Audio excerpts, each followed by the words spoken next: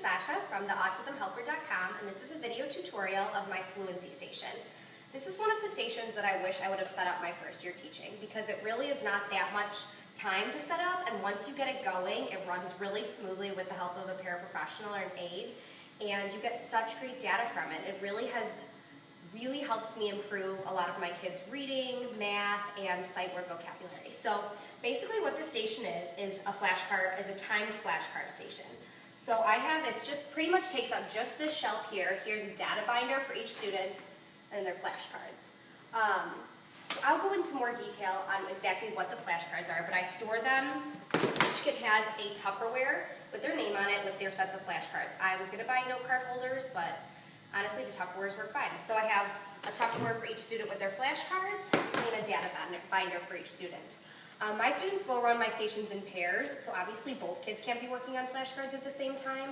So I made this visual. The kids sit at this station by the table, by the way, for when they work. I made this visual, which shows I have binders today, and then each student's name. So if they have their name is on here, they do their binder, and if their name's not on here, they do flashcards with the aide. So that's kind of a good visual, so they know what they're going to do at this station. So if they're not doing flashcards, they do their binder work. So I have a binder for each student with some independent writing work. So I have a nice visual on there. They're going to do one page from each section. There's 5 different sections with different work in each section. So they'll go through and they'll do this independently while the aide is working with the other student on flashcards. I have a group of kids that go around one-on-one through my stations, so they just do flashcards every day, and that's kind of works because those kids need the extra practice anyways.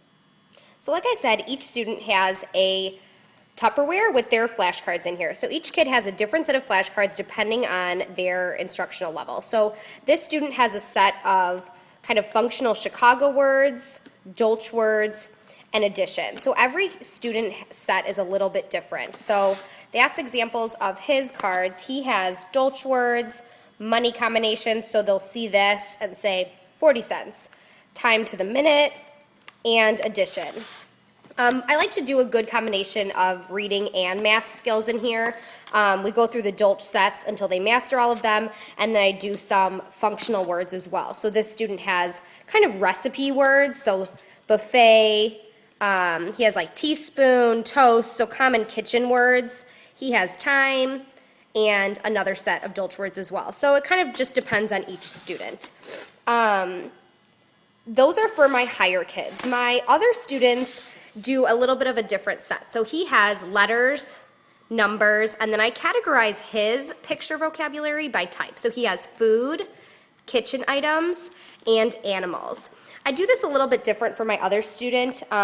This student seems to work better with categorizing, but for this student I've just done who kind of has emerging vocal abilities, and this honestly went so well and has really improved his speaking, and he went through this whole set last year. I just did 2 takeout containers, one with unknown words and known words, and she worked on 5 new words until he mastered them, and then they went into his known set. So the unknown words were discrete trial, just practicing each one, and then the known set, she did a fluency. So set the timer and went through the already mastered words to see if he could get them as quickly as he can, and this super improved his speaking vocabulary. So that is for that student. So what the data looks like is each student has a data binder, and so when she sits down with them, she's going to get out their cards. So he has 4 different sets, and I made a kind of cheat sheet in the front that has each type of word when they started it and kind of what it looks like, because sometimes you'll get confused if things get wrong. So this one's written in pen, Dolch first grade, just so I know, and like maroon. I just give myself a little code so I know exactly which cards they are in case they get confused. So the date started and their baseline fluency.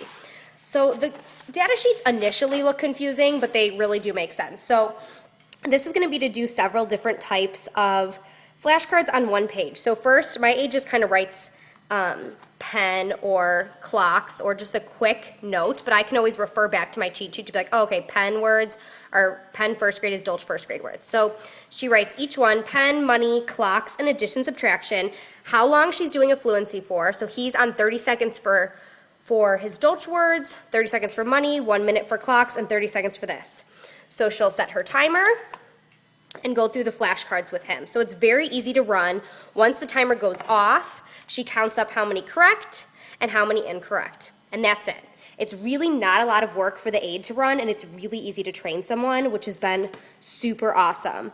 So that's how that one is run. So she goes through each kid. Every kid gets it 2 to 3 times a week, because every other day they're doing their binders or they're doing their flashcards.